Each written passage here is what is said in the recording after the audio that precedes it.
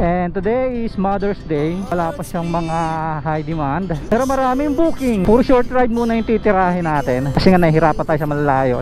Maliit lang pala talaga, no? Kasi maliit siya, baka tumuob.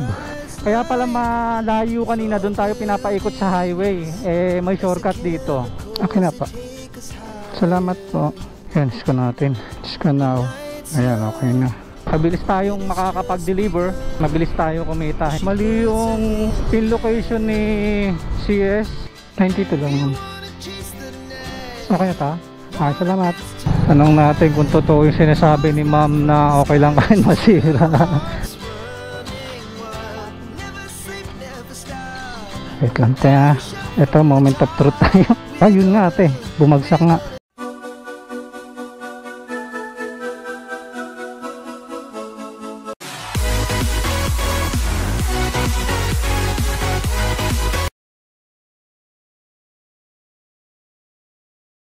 Good day mga ka-B1 Moto and welcome to another vlog of B1 Moto Vlog. Today is lalamove tayo dahil day off natin ngayong araw. And today is Mother's Day. Wala pa siyang mga high demand, pero maraming booking. As of now, papunta tayo ng first pick up natin. And puro short ride muna yung titirahin natin kasi nga nahihirapan tayo sa malalayo. Siguro pagka uwi natin at pagkakain natin, para hindi na tayo gumastos ng pagkain natin, dito muna tayo sa malalapit. Kasi ganun din naman, hindi tayo makakuha ng mga malalayo. Try muna natin yung mga malalapit. Malapit muna. Bali itong fare na to is 76 pesos lang, 2.1 kilometers mula sa aking location. And malapit lang po ito. And happy Mother's Day po sa lahat. And happy Mother's Day sa aking asawa. Actually kahapon pa ako gustong bumiyahe. Kahapon is Saturday, hindi tayo makabiyahe, hindi tayo makakuha ng booking. Dami pa naman booking. Kaya ngayon tayo nakabiyahe, Sunday. Yung malapit lang kinuha natin. Ayan, dito na tayo. Ayun. Yes ma'am. Maliit lang pala talaga, no? Nakasabay ka nung kaso, gusto niya siya mag-book. Doon sa The Island. The Island din? Ayaw eh. Magkano yun ma'am? 70, 20 na lang po. Okay po. Salamat ma'am. May tangke, sige po. Tama naman po yung pinya, no? Okay, salamat po. Nakuha na natin mga ka-B1 Moto arrive. Load. Picture ko lang. Picture. Okay, confirm loading. So babagalan natin mga ka-B1 Moto kasi maliit siya, baka tumuob. And binigyan tayo ni ma'am ng, sa bali 76 lang siya, binigyan tayo ni ma'am ng 80 pesos. Sa bali 8.2 kilometers to. Malayo pala siya, 8.2 kilometers simula dito sa ating pick up. Ayan mga ka-B1 Moto, 1.6 kilometer na lang. Kaya pala malayo kanina, doon tayo pinapaikot sa highway. May shortcut dito, dito tayo dumaan. Kaya ako nagtataka kasi malapit lang to bakit 8 kilometers yung pala pinapaikot tayo. Kaya buti na lang may mga alam tayong daan. Kung hindi, sobrang layo ikutan natin, lugi na tayo sa gas. Dito na tayo mag-view mo to. Tawag lang to CS. Hello po, sa lalamove po. Park lang dyan na kotse na red. Ito po, nandito po yung coaching red. Sige po. Wala po kasi siya sige po. Pasuyo na lang din po. Pa-text na lang po. Salamat po. Okay na po. Salamat po.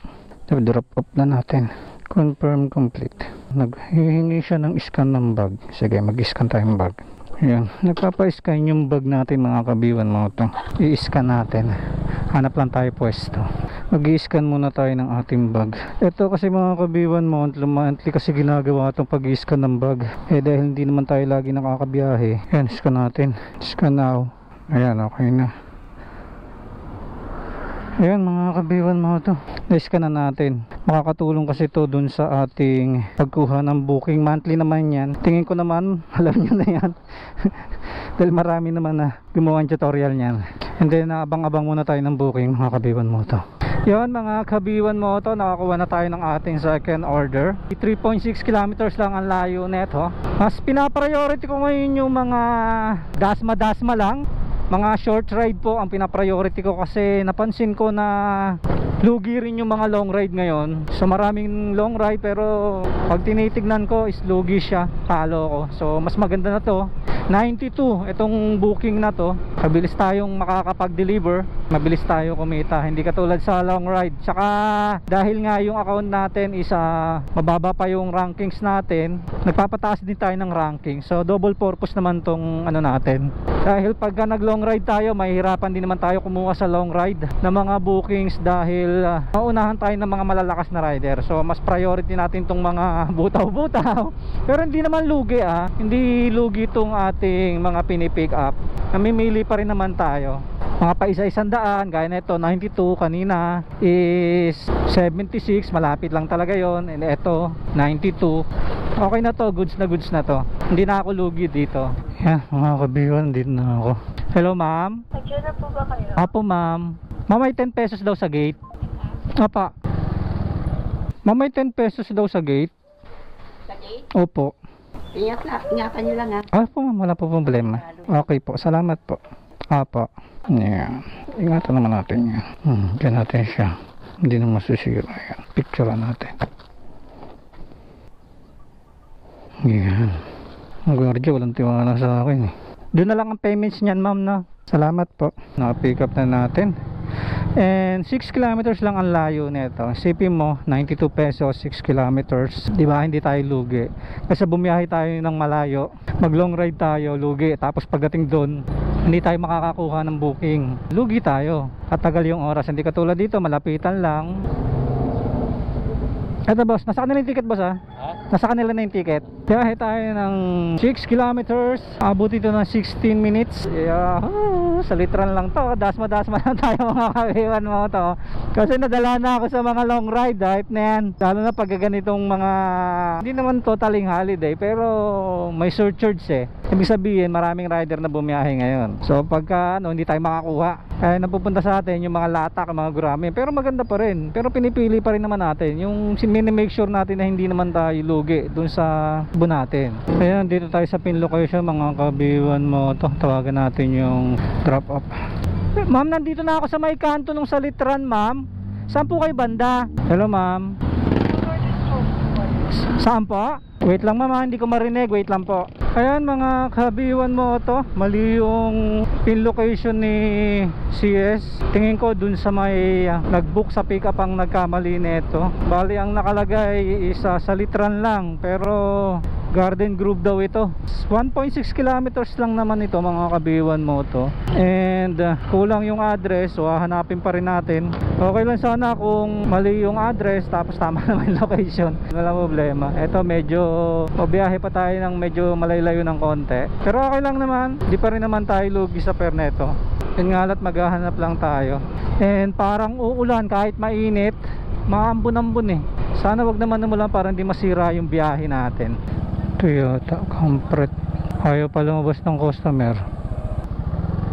Alam tayo 92 lang ma'am. Okay na ta? Okay, salamat.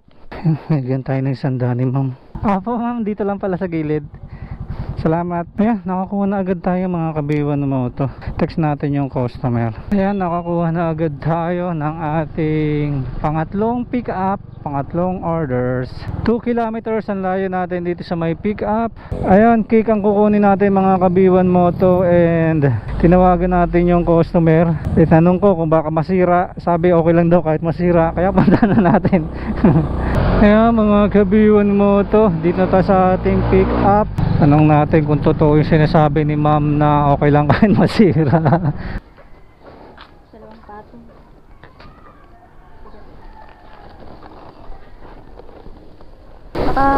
Deliver na kayo ng ganyan. Ma'am, usually ma'am, hindi ako tumatanggap ng ganito.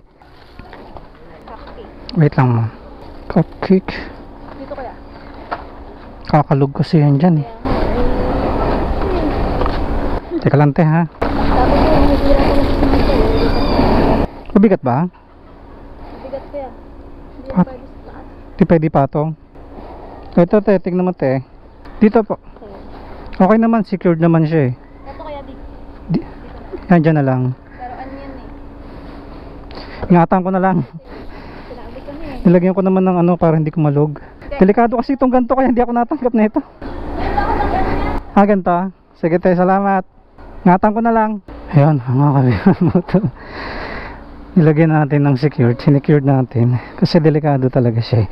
Ito yung cupcakes, so babagalan na lang natin yung takbo natin, although malapit lang naman to, pero syempre ayan mga kabiwan moto, nakuha na natin and sana ma-deliver natin na maayos mga kabiwan moto. Dahil sa totoo lang mga kabiwan moto, nakakatakot talaga mag-deliver ng cake. Alam ng mga rider yan, babagalan ko na lang yan, yung mga ganyang hams, wag natin anuhin yan, madadali tayo dyan. Gawin natin smooth and sound ang atin, no U-turn yan, mas dito tayo mag U-turn. Bali isang cake tsaka isang cupcake. Tingnan natin kung magaling pa tayo mag-deliver ng cake. Pero syempre kahit sinabi ng CS na okay lang kahit masira, pero iingatan pa rin natin syempre. Kailangan good service pa rin tayo. Hanggat sa lahat ng ating makakaya para maingatan tong cake na to, gagawin natin. Although malapit lang naman and 6 kilometers lang naman yung deliver natin, pero maganda pa rin ang pair niya. So titignan natin. Sana maging maayos yung delivery. Yan mga kabiwan mo to. Dito tayo sa pin location. Hello po. Hello ma'am, nandito na po ako sa pin location po, sa drop off. Sige po, okay ko yan, narinig kasi. Wait lang po, palabas na po. Okay, salamat po. Ay, sakto pala yung ginto. Sige te, eto muna te. Tsaka itong cupcake, yun, buti na lang. Patulog ako te. Ayan. Wait lang te ha. Ito, moment of truth tayo. Hindi okay lang kuya. Okay lang. Hindi na kasi i-retouch mo na. Ayun nga te, bumagsak nga. Nabagsak mo, hindi naman matigas kasi. Ayun te oh. Ata siyang dowel nilagay. Wala. Higito na. Wala te, talaga sobrang bagal na ng takbo ko eh. Hindi okay lang kuya. Kaysa naman yung sinadya sa amin na picture niya. Ayan, nasira. Malalim. Ay, yung dowel niya. Sa ano lang? Hindi niya tinugod sa dulo. Yung ano. Ay, sensya na te ha. Okay lang po. Picturean ko na lang te. Sige po. Tete naman yung toys. Parang iba yung toys na. Okay na po, salamat po. Ayan mga kabiwan mo to. Buti mabait yung CS. I-retouch naman daw nila. Pero ginawa natin lahat ng makakaya natin. Napakabagal na ng takbo natin pero nasira pa rin. Grabe. Wala talaga, ganun talaga mga kabiwan mo to eh. Sobrang bagal na ng takbo natin na yun. Wala na tayong magagawa doon mga kabiwan. Nakakahiya pero wala eh, ganun talaga eh. Ginawa naman natin lahat ng makakaya natin eh. Para hindi masira pero nasira talaga eh. Ganun talaga. Try natin humanap uli bago tayo umuwi. Kailangan kasi umuwi. So bali nakaka 300 pa lang tayo mga kabiwan mo to. Pero malalapit lang naman yung takbo natin kaya okay lang yun. Puro short ride lang naman ang hinabol ko mga kabiwan moto. Dahil lugi rin naman kasi talaga pag nag long ride pa ako. Kaya ang diskarte pala dun mga kabiwan moto sa pick up, mga 2 to 3 kilometers lang ang layo nyo sa pick up. Ito may nakuha na tayo na pang-apat natin na booking. Dasma lang din to. 91 pesos. So ang layo natin is 3.6 kilometer din sa pick up. Credit wallet siya. So nagkamali ako. Dapat kasyang kukunin ko. Naging credit wallet. Kaso na pick up ko na eh, wala na tayong magagawa, kunin ko na lang, kasya na ang prepared ko, kaso wala eh. Nakuha natin, nagkamali tayo ng pick up, pero okay na rin to kasi paubos na rin yung cash wallet natin, ayos na rin yan, malapit lang naman to. Tapos eh kailangan ko rin kasi umuwi, pang 400 na natin to mga kabiwan mo to, 4 na booking, so almost 100 ang ating per delivery, bali 91 to. Papasok to sa cash wallet natin. After nito kukuha pa tayo ng isa hanggang makauwi lang. Dahil magsa-celebrate tayo ng Mother's Day. Half day lang halos tayo bumiyahe. Umalis kasi tayo sa bahay sa 9:30 na. Nico po. Pabigyan na lang doon tayo. Pasabi, Shopee drop. Shopee drop. Sa SPX. Tama naman po yung pin, no? Okay po.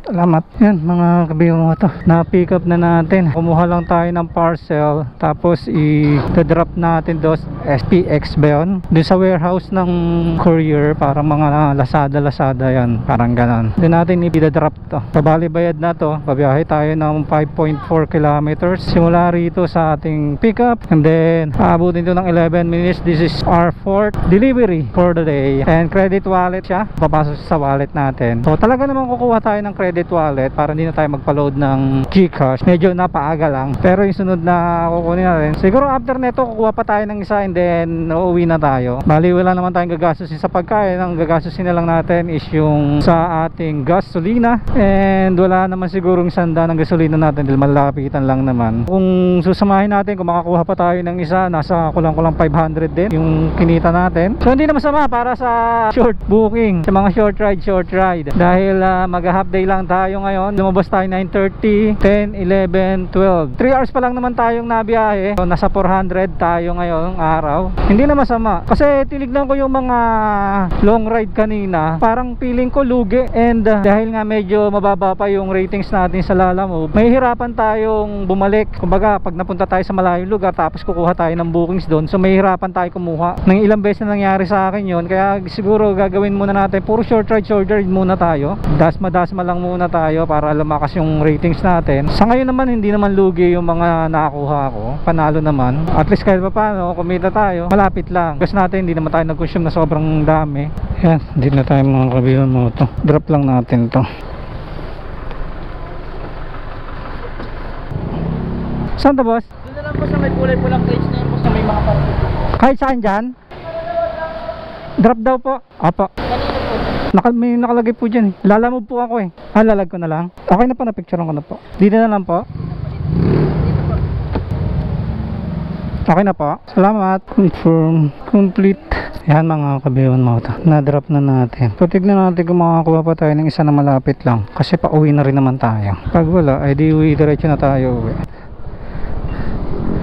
Dito tayo, try natin dito. May makita tayo dito. Dasma. Hintay tayo dito kahit mga 10 minutes. Nakakuha na tayo. Bali ito na yung ating panlima na deliver. At ang drop off nito is malapit lang sa amin. Kaya okay na okay. Tapos diretso uwi na tayo. Bali 78 pesos na mga kabiwan moto. At ang layo ko dun sa ating pagpipikapan is 1.8 kilometers. Kunin na natin to para makauwi na tayo. Ayan, dito na tayo. Boss, pipick up boss?